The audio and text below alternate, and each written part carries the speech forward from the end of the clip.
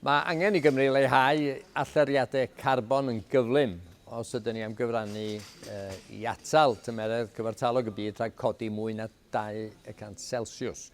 Ond mwyn cyflawni'r gostyngiad hwn mewn allyriadau carbon, dyn ni o'r farn bod angen trawsnewidiad sylfaenol yn y ffordd dyn ni'n meddwl am ynni. Ac wrth sôn am ynni, dydyn ni ddim yn golygu cynhyrchu trydan yn unig. Mae angen i ni hefyd ystyried y ffordd dyn ni'n cynhyrchu gwres yn ein tai. Enghraifft, dylen ni fod yn llosgi tanwydd ffosil, fel nwy naturiol neu'n chwilio am ddewisiadau eraill, di-garbon neu ddewisiadau sy'n isel mewn carbon. Ac mi fyddwn ni'n wyddus iawn i ateb cwestiynau fel allwn ni ddadgarboneiddio ein system ynni yn ddigon cyflym i gyflawni'r gostyngiadau angenrheidiol o ran allyriadau. Be di'r heriau mwyn cyflawni hyn? Be sy'n yn rhwystro ni rhag gwneud tai yn fwy effeithlon o ran defnyddio ynni? A beth allwn ni wneud i argyhoeddi y cymunedau, busnesau, diwydiant i gymryd diddordeb yn y mater hwn a newid y ffordd y mae nhw'n meddwl am ynni.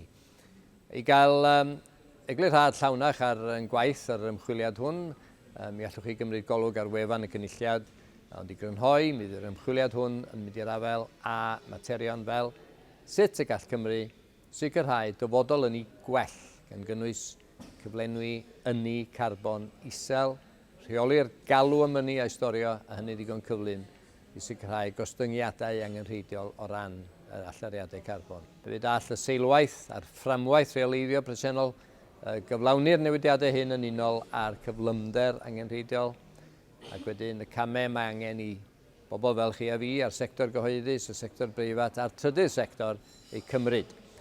A'r cydbwysedd o ran y cymwysedd datganoledig yn y maes polisi yma i ni yn y cynulliad. So os gennych chi ddiddordeb mewn dilyn cynnydd yn yr ymchwiliad, mae gwybodaeth amdano a'r holl ddogfennau ategol i'r ymchwiliad ar gael ar ein gwefan ni www.cynulliad.cymru. A mi fyddwn ni'n rhoi'r wybodaeth ddiweddaraf yn rheolydd ar trydar at Senedd Amgylch. Gallwch weld rhagor o fanylion am yr ymgynghoriad a gwybodaeth ynghylch sut i ymateb ar ein gwefan. Fel arall, cysylltwch ag un neu fwy â'ch aelodau cynulliad lleol i drafod y bil ac unrhyw newidiadau hoffech i ei weld.